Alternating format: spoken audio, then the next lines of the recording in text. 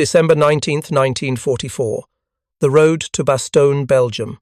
Through the frozen darkness, trucks carrying the 101st Airborne Division raced north from their rest camps in France, their headlights cutting through the snow that had begun falling across the Ardennes Forest. Private First Class Vincent Speranza pressed his face against the canvas of the 2.5-ton truck, watching the countryside blur past in the predawn gloom. His division had been pulled from well-earned rest after months of continuous combat in Holland and Normandy. Nobody knew exactly what was happening, but the urgency was unmistakable. Staff Sergeant John Hansen checked his M1 Garand for the third time since leaving Mourmelon-le-Grand, a nervous habit that revealed what nobody wanted to say out loud. The Germans had broken through American lines somewhere in Belgium, and the 101st was being thrown into the breach without preparation, without intelligence, without even winter clothing for what meteorologists were calling the coldest December in 50 years. Brigadier General Anthony McAuliffe rode in the lead vehicle, studying maps by flashlight that showed a situation deteriorating faster than anyone at Supreme Headquarters Allied Expeditionary Force had predicted. German forces were pouring through a 100-mile gap in American defences, heading west toward the Meuse River and the vital port of Antwerp. 7 major roads converged at a small Belgian town called Bastogne. If the Germans controlled those crossroads, their armoured spearheads could reach Antwerp within days, splitting the Allied armies and potentially forcing a negotiated peace that would save the Third Reich. McAuliffe understood what his superiors at XV-8 Airborne Corps had not explicitly stated in their orders. The 101st Airborne Division was being sent to hold Bastogne not because they were the most prepared unit available, but because they were the only unit that could reach the crossroads before German armour arrived. The math was brutal. Somewhere ahead in the darkness, elements of the German 2nd Panzer Division, Panzer Lehr Division, and 26th Volksgrenadier Division were converging on exactly the same objective. If the Germans reached Bastogne first, the battle for Belgium would be lost before Christmas. The convoy arrived at Bastogne shortly after midnight. McAuliffe established his command post in the Heinz barracks on the eastern edge of town and immediately began positioning his regiments around the perimeter. The 501st Parachute Infantry Regiment was sent southeast toward Longvilly, where reports indicated German armour was already approaching. The 502nd moved to defensive positions north of town, near Noville. The 506th occupied the western sector. The 327th Glider Infantry Regiment took responsibility for the southern approaches. Combat Command B of the 10th Armoured Division had arrived earlier that evening, providing desperately needed tank support for the airborne infantry who had no organic armour of their own. Colonel William Roberts, commanding CCB, positioned his Sherman tanks and M18 Hellcat tank destroyers at key road junctions where German armour would most likely attack. The defensive perimeter taking shape around Bastogne was essentially circular, with a radius of approximately 4 miles. Within this circle were 18,000 American soldiers and 3,000 Belgian civilians who had not evacuated when the fighting approached. Captain James Parker led his company of the 501st PIR through Bastogne's darkened streets toward their assembly area east of town. His men had been celebrating at camp just 24 hours earlier, enjoying movies and hot food for the first time in months. Now they were digging foxholes in frozen ground with entrenching tools that barely scratched the surface of earth hard as concrete. Parker moved among his platoons, checking defensive positions and ensuring that every soldier understood the fields of fire they were responsible for covering. The tactical situation was evolving faster than intelligence reports could track it. Radio intercepts indicated that German forces were already bypassing Bastogne to the north and south, beginning the encirclement that everyone knew was coming. Lieutenant Colonel Julian Ewell, commanding the 501st PIR, received reports that enemy armour was less than 5 miles from his forward positions. German reconnaissance elements had been spotted on the roads leading into Bastogne from multiple directions. By dawn on December 19th, the Americans would be fighting for their lives against an enemy whose strength nobody could accurately estimate. If you're enjoying this deep dive into the story, Hit the subscribe button and let us know in the comments from where in the world you are watching from today. The first contact with German forces occurred at 0800 hours on December 19th, when forward elements of the 501st PIR encountered Panzer Division near the village of Longvilly. Major General Fritz Bayerlein, commanding the German armour, had been ordered to capture Bastogne immediately and continue the advance westward without delay. His panzers represented some of the finest armoured troops remaining in the Wehrmacht, veterans of the North African and Eastern Front campaigns who understood mobile warfare better than almost any other unit in the German army. Bayerlein's intelligence staff had informed him that Bastogne was defended only by scattered rear area personnel and perhaps one company of engineers.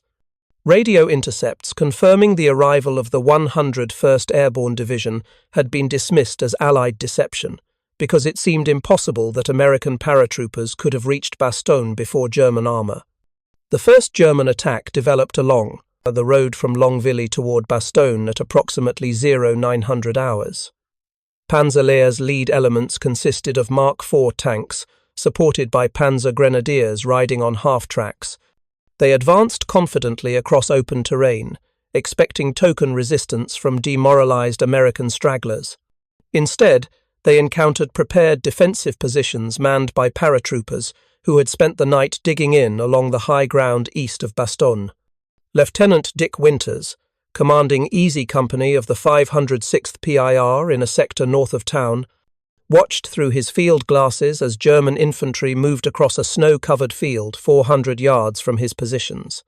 His company executive officer, Lieutenant Harry Welsh, crouched beside him in the frozen foxhole, counting enemy soldiers and identifying unit markings that would help intelligence officers understand what forces the 101st was facing. Winters waited until the German formation reached the pre-registered killing zone before ordering his men to open fire. The result was catastrophic for the attacking forces. Concentrated fire from M1 Garand rifles, Browning automatic rifles, and 30 caliber machine guns cut down the leading ranks of German infantry before they could deploy into combat formation. Winters watched enemy soldiers fall by the dozen, their grey-white winter camouflage turning red against the snow.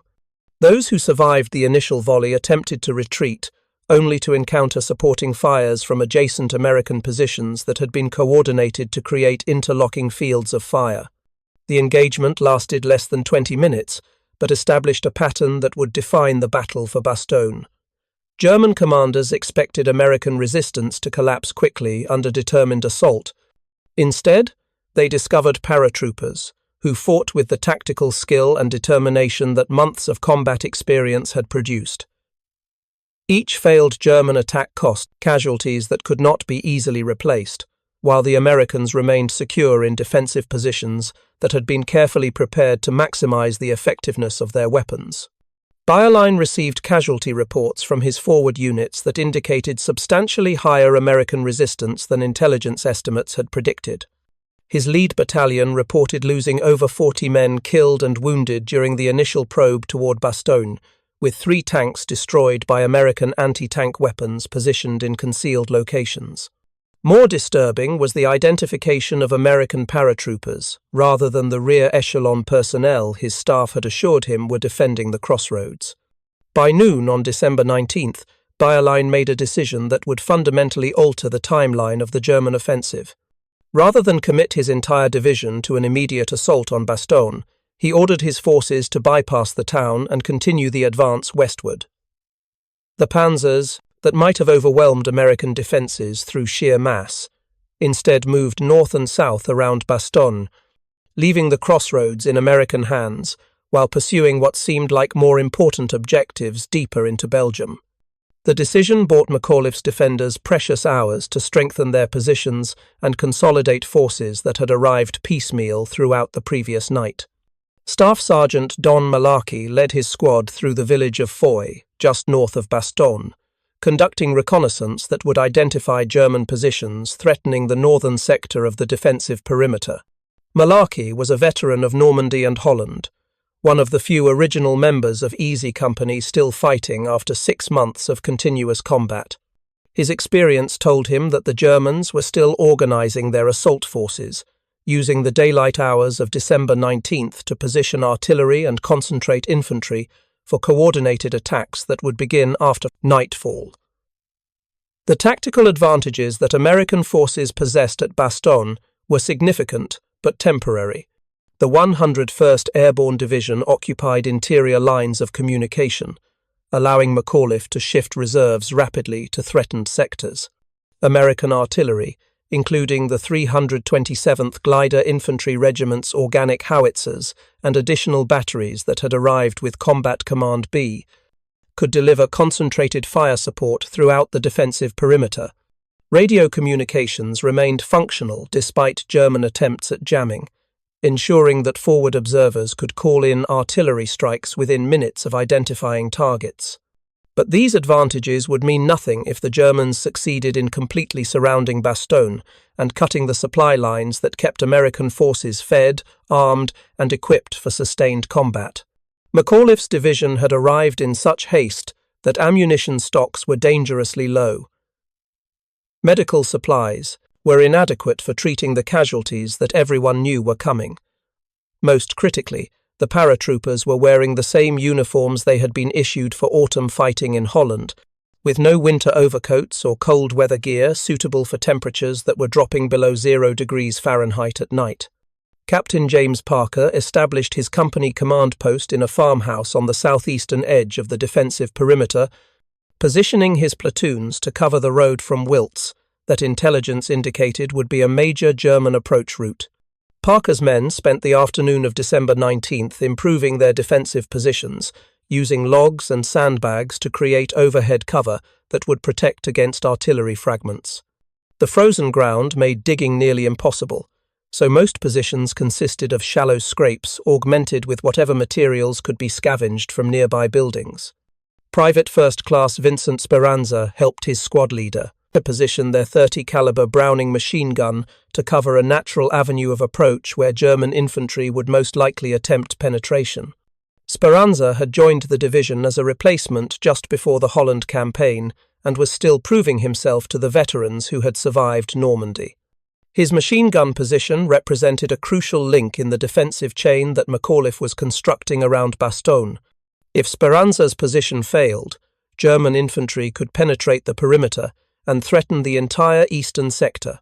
The encirclement of Bastogne was completed on December 20th, when German forces moving north and south of the town linked up west of the American positions.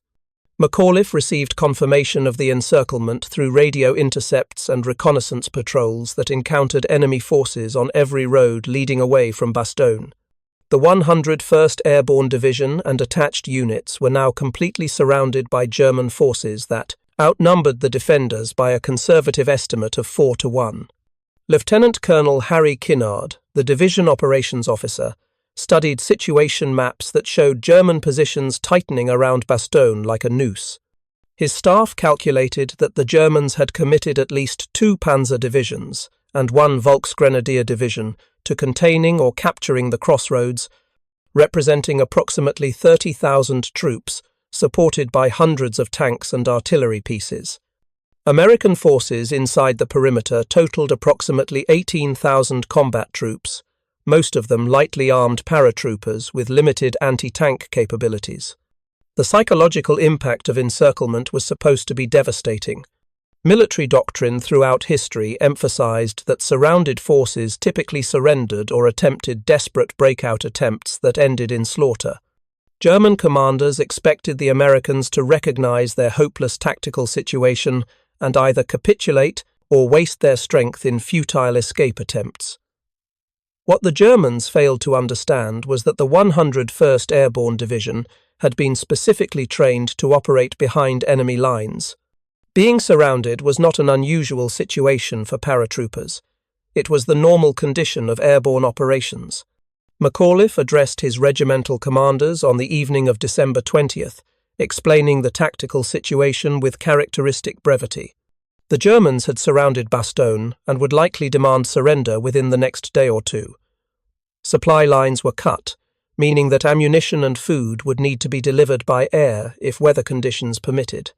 Reinforcements were impossible until General George Patton's Third Army could fight its way north from Luxembourg, a process that would take days at minimum. The brigade general's instructions were simple and unambiguous. The 101st Airborne Division would hold Bastogne regardless of German pressure. Every position would be defended to the last round of ammunition. No withdrawal was authorized under any circumstances.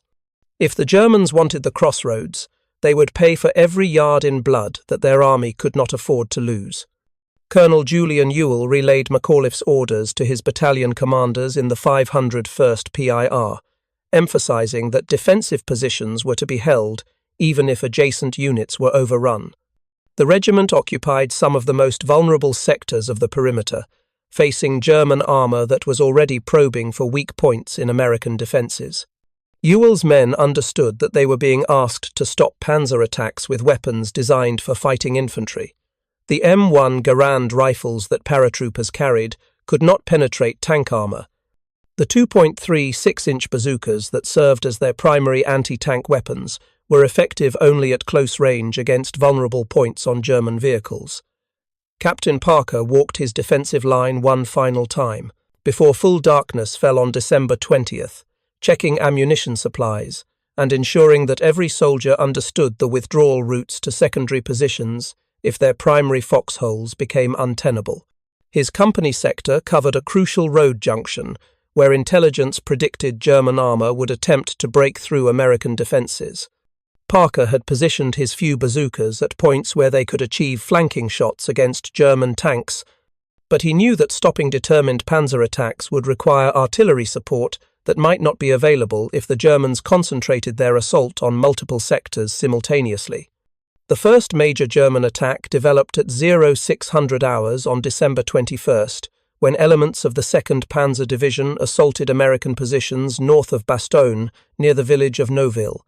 Major Robert Harwick, commanding the team from Combat Command B that was defending Neuville, watched through his tank periscope as German armor emerged from the morning fog. He counted at least 15 panzers advancing in 2 waves, supported by infantry that was using the tanks as mobile cover. Harwick's force consisted of 14 Sherman tanks, a company of airborne infantry, and several M18 Hellcat tank destroyers from the 705th Tank Destroyer Battalion.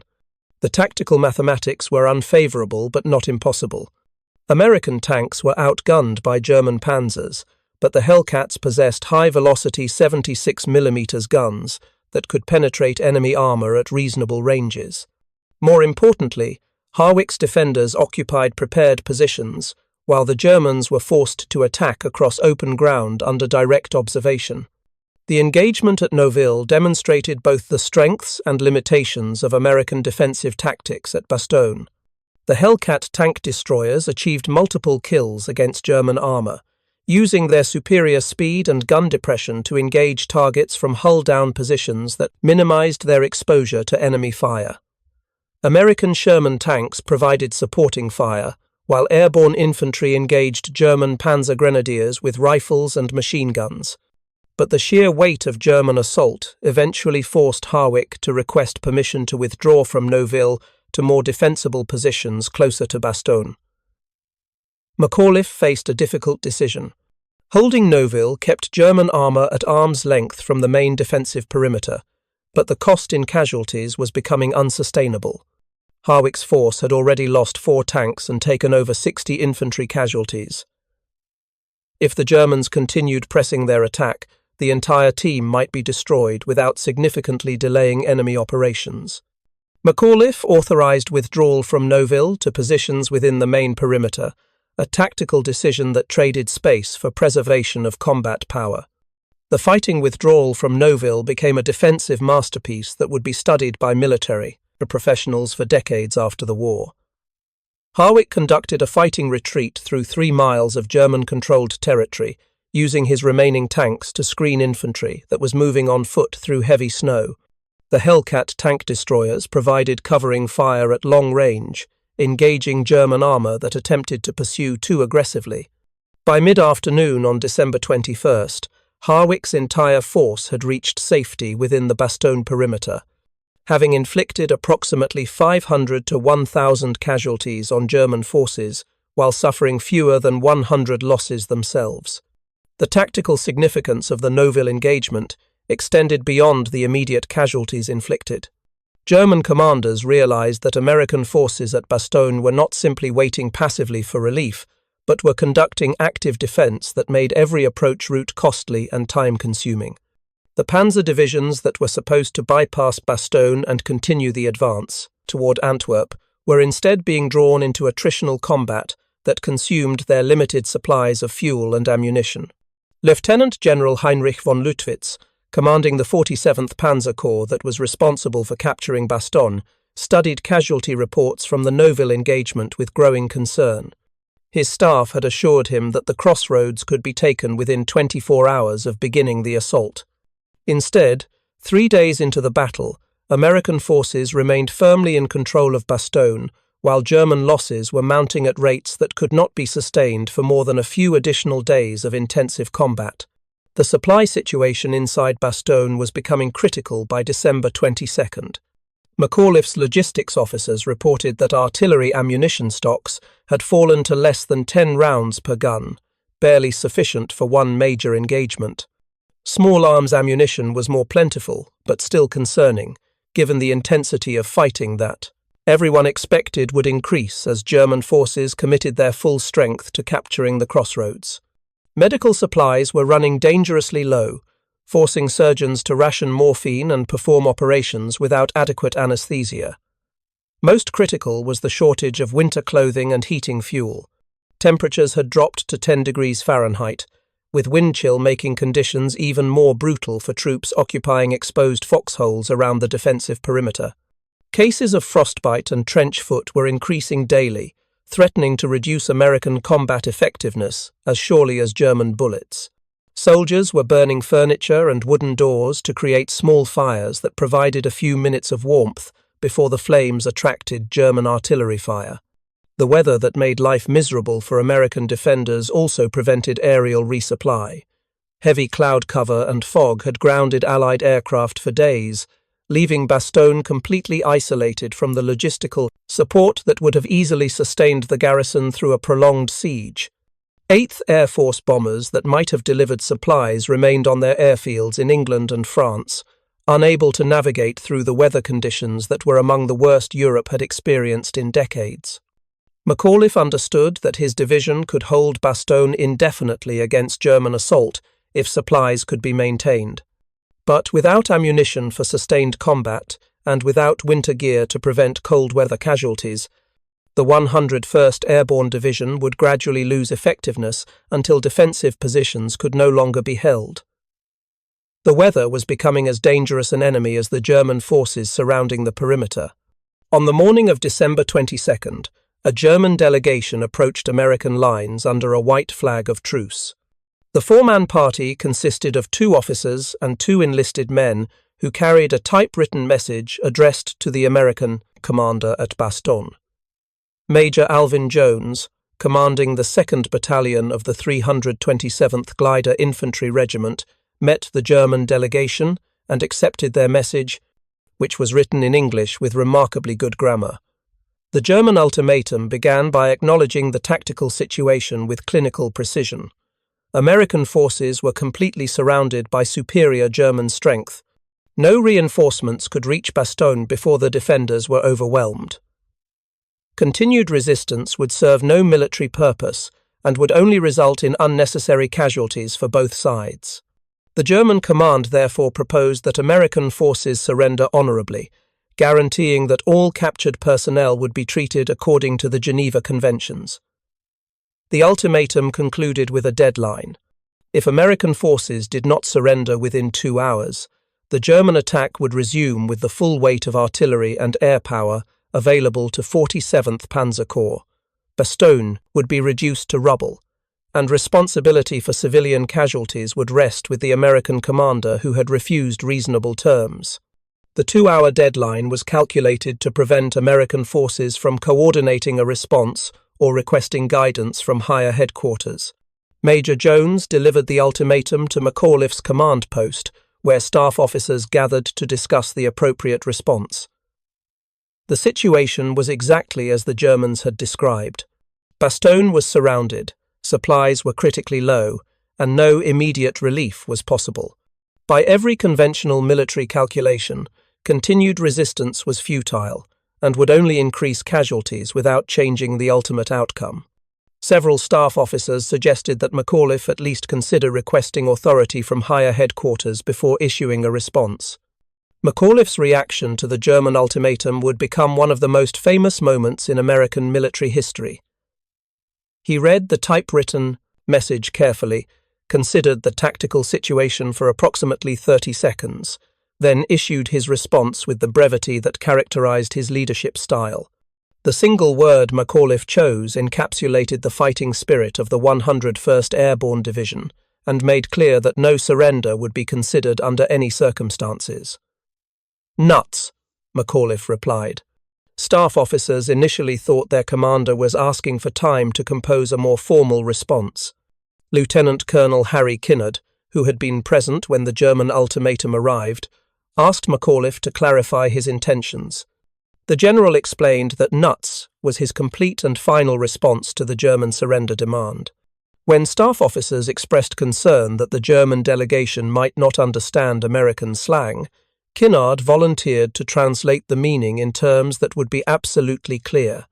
Colonel Joseph Harper, commanding the 327th Glider Infantry Regiment, personally delivered McAuliffe's response to the German delegation waiting under their white flag. The Germans read the single word and asked Harper to explain what it meant. Harper's translation left no room for misunderstanding. The American garrison at Bastogne was declining the surrender ultimatum. German forces were welcome to attempt taking the crossroads by assault if they believed they possessed sufficient strength to succeed. The German officers returned to their lines, and exactly 2 hours after the expiration of their deadline, German artillery began the heaviest bombardment Bastogne had yet experienced. McAuliffe's refusal to surrender had transformed the battle from a tactical engagement into a test of wills that neither side could afford to lose. For the Americans, Bastogne represented the defensive stand that would determine whether the German offensive could be contained before reaching strategically vital objectives.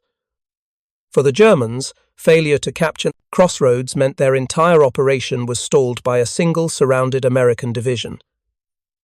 If you find this story engaging, please take a moment to subscribe and enable notifications.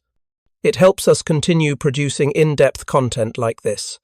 The bombardment that began after McAuliffe's rejection of surrender continued throughout December 22nd and intensified on the 23rd, when the Luftwaffe committed bombers to attacking Bastogne. German aircraft appeared over the town in formations that seemed impossible given Allied air superiority throughout Western Europe. The Luftwaffe had withdrawn aircraft from other sectors specifically to support the Ardennes offensive, achieving temporary local air superiority through concentration of forces that could not be sustained for more than a few days.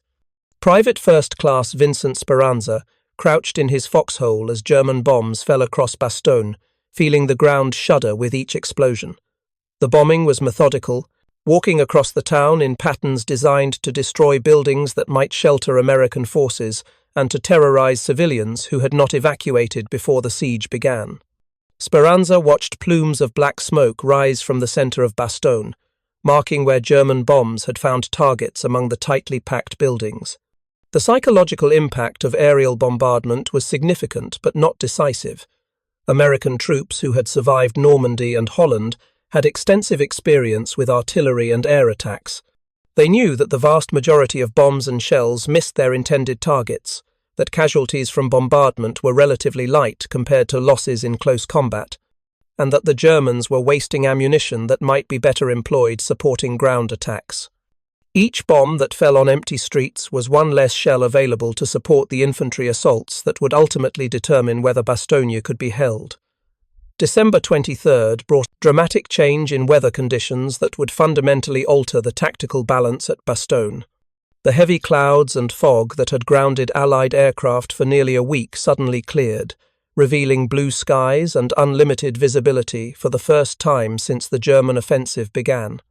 McAuliffe's staff officers immediately understood that clear weather meant aerial resupply was possible, transforming Bastogne from an isolated garrison slowly starving for ammunition into a fortress that could be sustained indefinitely by air power.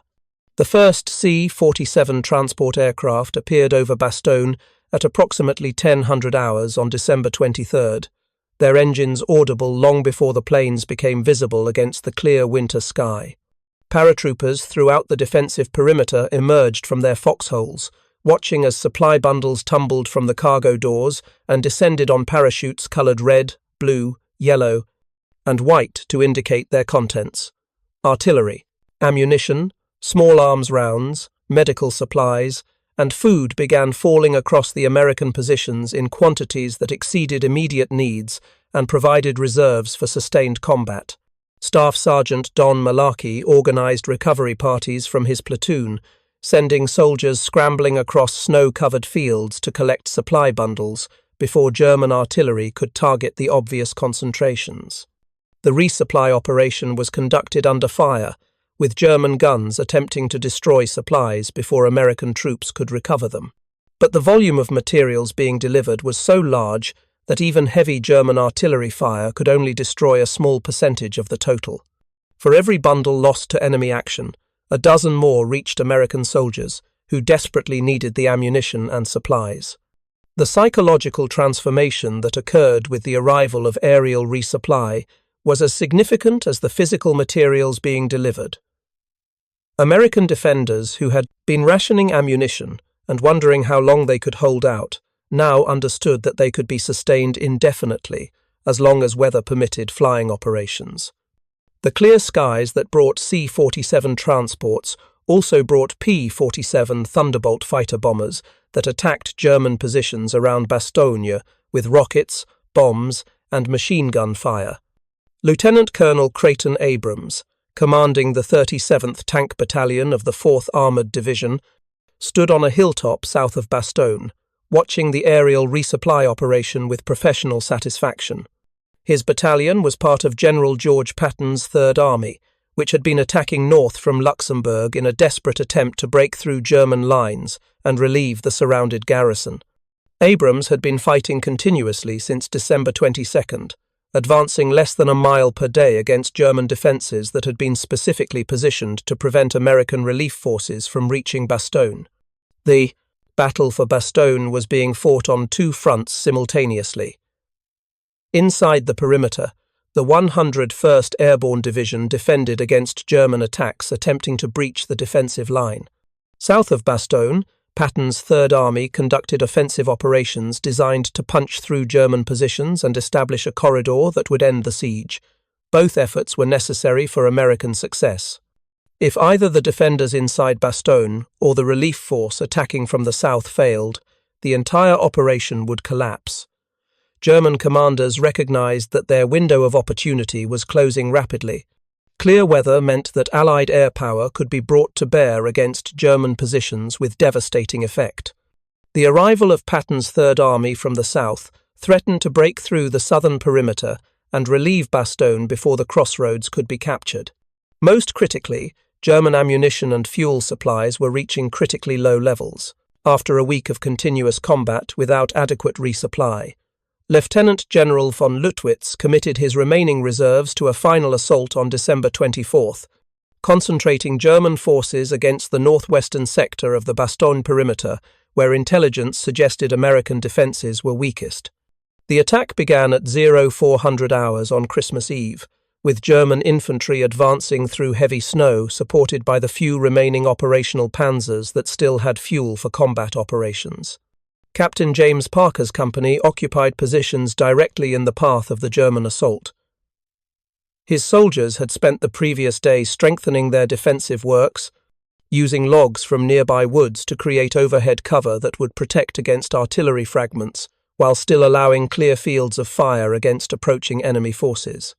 Parker moved among his platoons in the hours before dawn, checking ammunition supplies and reminding his men that this would likely be the decisive engagement of the battle.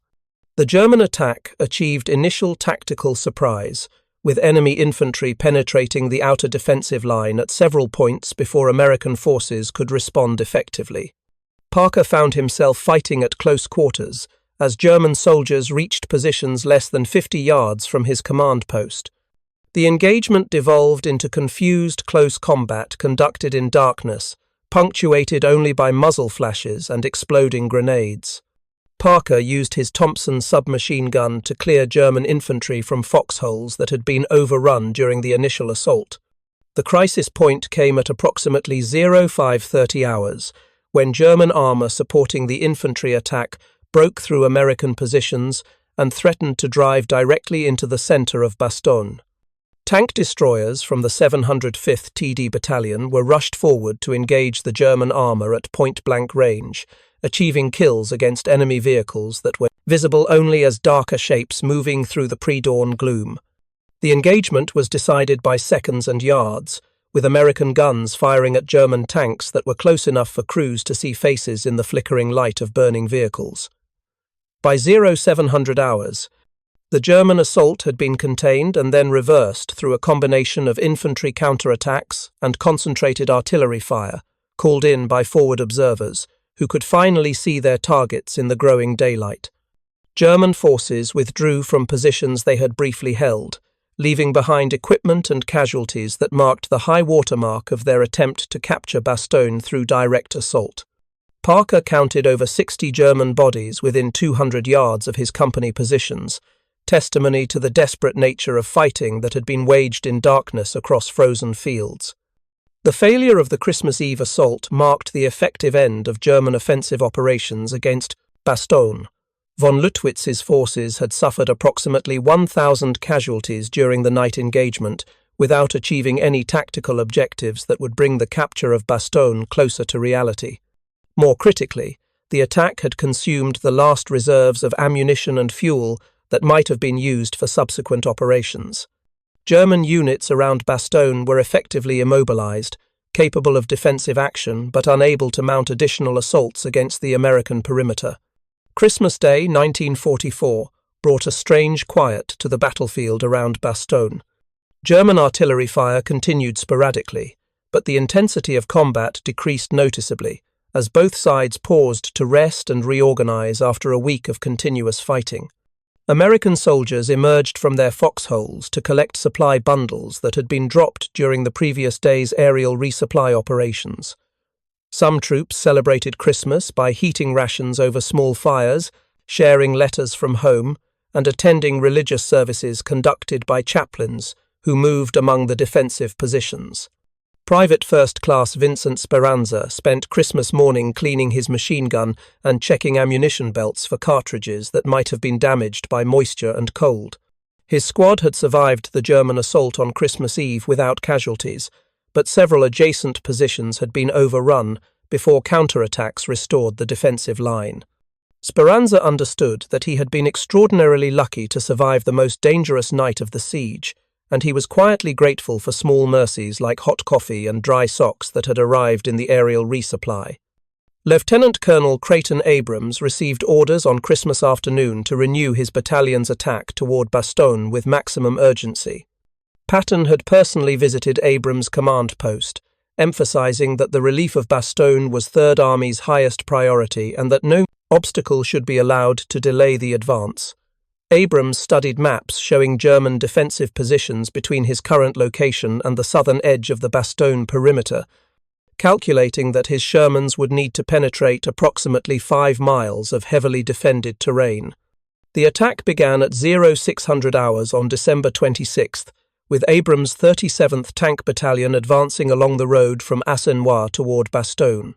German forces defending the route consisted of Volksgrenadier infantry, supported by anti-tank guns positioned to create killing zones where American armor would be most vulnerable. The advance was measured in hundreds of yards rather than miles, with each defended position requiring concentrated artillery preparation before tanks could assault through German lines. By mid-afternoon on December 26th, Abrams' lead tanks had reached the village of Assenois, approximately 4 miles south of Bastogne. German resistance stiffened as defenders recognized that this was the decisive moment when the siege would either be maintained or broken.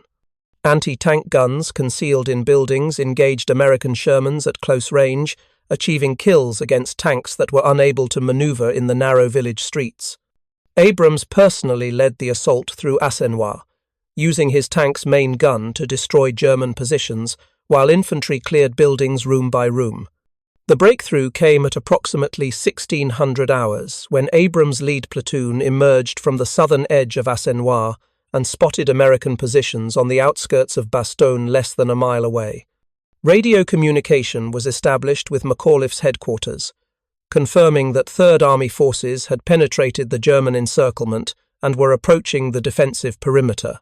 The siege of Bastogne was effectively over, though fighting would continue for weeks as American forces expanded the corridor and eliminated German forces that remained in the surrounding area. Captain James Parker watched from his defensive position as Sherman tanks from the 4th Armored Division rolled into Bastogne, their commanders standing in their turrets and waving to paratroopers who had held the crossroads for 7 days against overwhelming German pressure. The arrival of Patton's forces transformed the tactical situation from desperate defense to preparation for offensive operations that would drive German forces back to their starting positions. Parker's company had suffered 38 casualties during the siege, but they had held their sector of the perimeter without yielding a single defensive position. The relief of Bastogne on December 26th marked the effective failure of the German Ardennes offensive. The crossroads that controlled 7 major roads through Belgium remained firmly in American hands, preventing German armoured spearheads from reaching the Meuse River and Antwerp. More significantly, the week-long battle had consumed German reserves of fuel, ammunition, and trained personnel that could not be replaced at this stage of the war. The casualty figures that emerged in the weeks following the siege told the story of a German gamble that had failed catastrophically. American forces defending Bastogne had suffered approximately 341 killed, 1,691 wounded, and 516 missing during the period from December 19th through January 6th, when the immediate threat to the crossroads was eliminated. These casualties, while significant, represented losses that American logistics and replacement systems could absorb without diminishing overall combat effectiveness. German casualties around Bastogne were substantially higher, with conservative estimates placing losses at approximately 3,000 killed and similar numbers wounded or captured. The 2nd Panzer Division, Panzer Division, and 26th Volksgrenadier Division that had been committed to capturing the crossroads were effectively combat ineffective by early January, requiring months of reconstitution that the German war economy could not provide. The armoured vehicles, artillery pieces, and supplies that had been expended in the failed assault represented resources that might have prolonged German defensive capabilities on other fronts. The broader Battle of the Bulge continued until late January 1945, with American forces gradually pushing German troops back to their pre-offensive positions along the German border. Total casualties for the entire operation exceeded 120,000. German and 75,000 American killed, wounded, and missing, making it the largest and bloodiest single battle fought by the United States Army in World War II. The decisive nature of the Allied victory ensured that German forces would never again possess the offensive capability to threaten Western Europe. McAuliffe's defense of Bastogne became a symbol of American determination and tactical skill that influenced military thinking for generations after the war.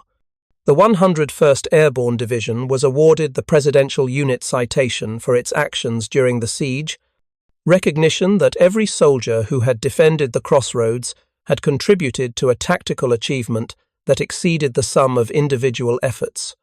The division adopted the nickname Battered Bastards of Bastogne, acknowledging both the hardships they had endured and the victory they had achieved against overwhelming odds.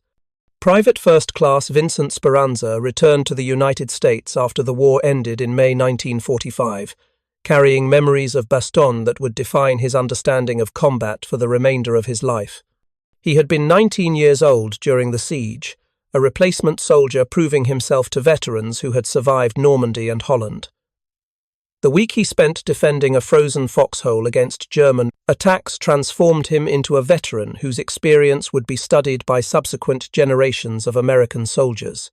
Lieutenant Colonel Creighton Abrams continued his military career after World War II, eventually rising to the rank of general and serving as commander of American forces in Vietnam during the 1960s. His relief of Bastogne on December 26, 1944, remained the defining moment of his combat experience, demonstrating the aggressive armoured tactics that would characterize his approach to warfare throughout his career. The M1 Abrams tank, adopted by the United States Army in 1980, was named in his honor. The tactical lessons learned at Bastogne influenced American military doctrine in profound ways that extended far beyond the immediate circumstances of the siege.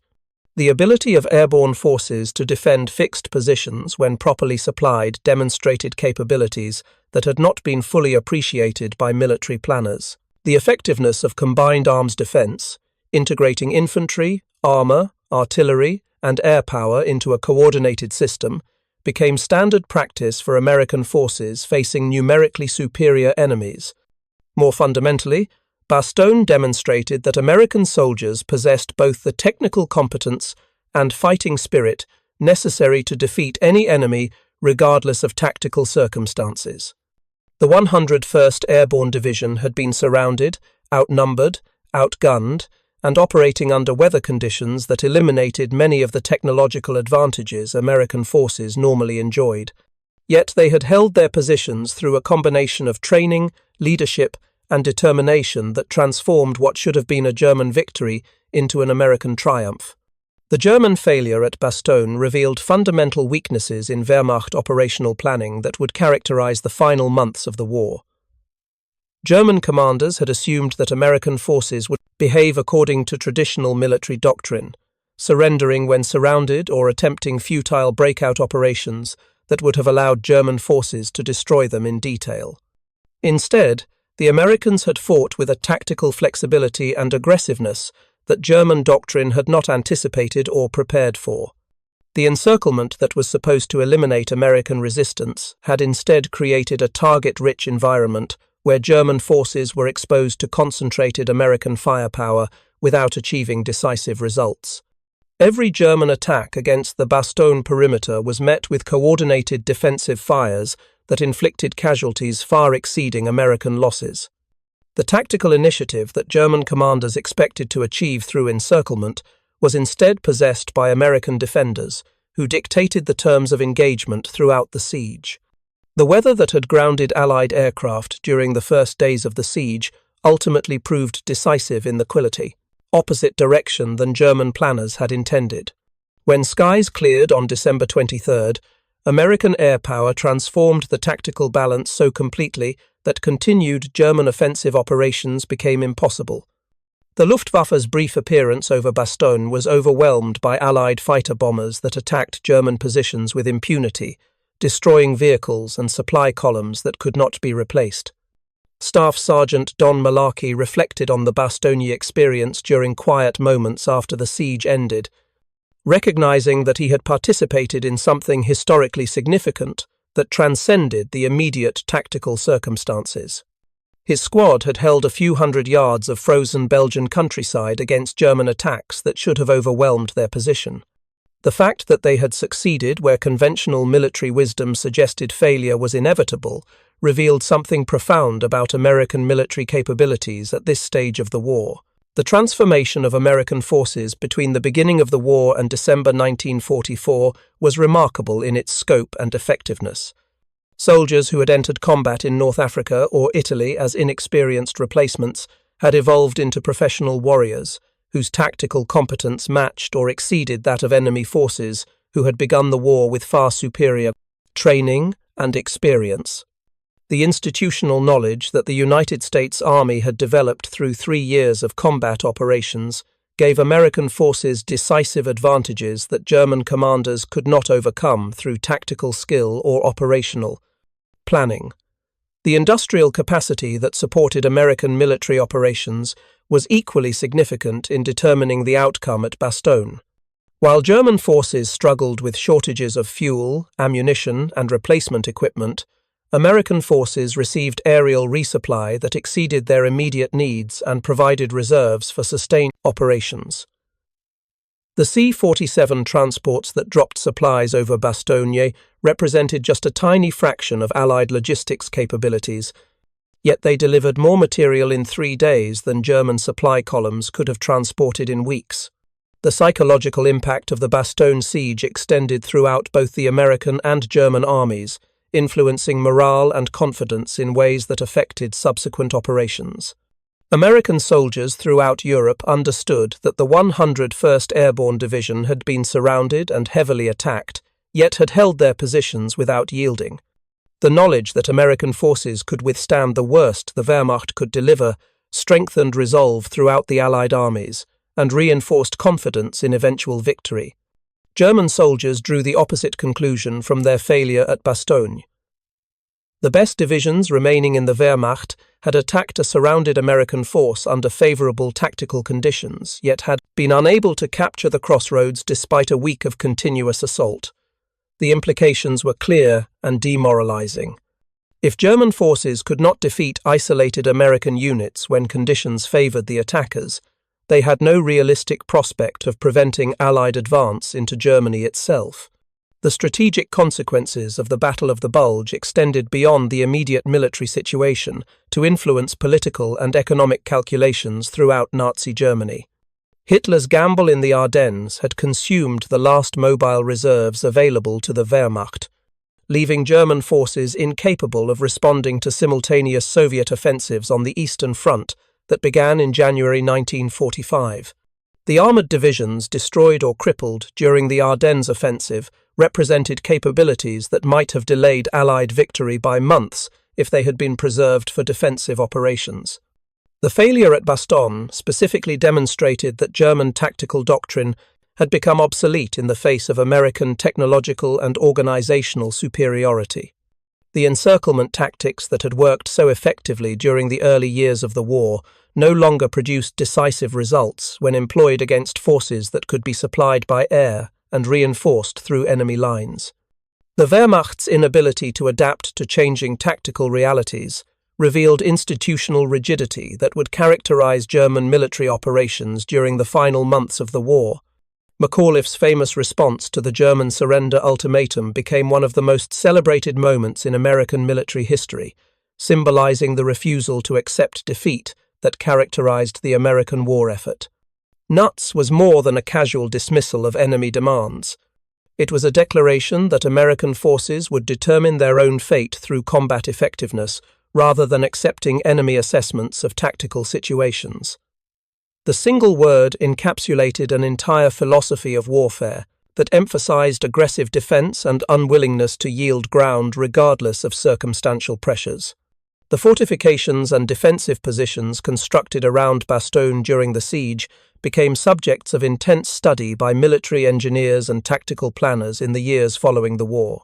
The combination of prepared positions, interlocking fields of fire, and coordinated artillery support had created a defensive system that maximized American advantages while minimizing vulnerabilities to German attack. The techniques developed during the siege were incorporated into NATO defensive planning during the Cold War, influencing how Western forces would have defended against potential Soviet armored offensives. The individual acts of courage and tactical competence displayed by American soldiers at Bastogne represented the culmination of training programs and leadership development that had transformed American military capabilities during 3 years of war. Soldiers like Vincent Speranza, who had been civilians just months earlier, fought with skill and determination that matched career soldiers from armies with centuries of military tradition. The rapidity with which American forces absorbed tactical lessons and adapted to battlefield conditions gave them decisive advantages over enemies who possessed superior initial training but inferior institutional flexibility. The relief of Bastogne by Patton's Third Army demonstrated the operational mobility that characterized American military operations throughout the later stages of the war. The ability to redirect major formations from one sector to another within days, maintaining supply lines and coordination across hundreds of miles of front reflected logistical sophistication that German forces could not match. The same organizational capabilities that sustained the 101st Airborne Division through a week of siege also enabled Third Army to attack north through German defensive positions, with speed that prevented enemy forces from consolidating their hold on Bastogne. The medical treatment provided to wounded American soldiers during the siege represented another area where American superiority made decisive differences in combat effectiveness. Surgeons operating in improvised aid stations under artillery fire performed procedures that saved hundreds of lives, ensuring that wounded soldiers could be evacuated and eventually returned to duty after recovery. German medical capabilities, by contrast, were overwhelmed by casualty rates that exceeded their ability to provide adequate treatment, resulting in permanently lost combat power that German forces could not replace. Thank you for watching. For more detailed historical breakdowns, check out the other videos on your screen now, and don't forget to subscribe.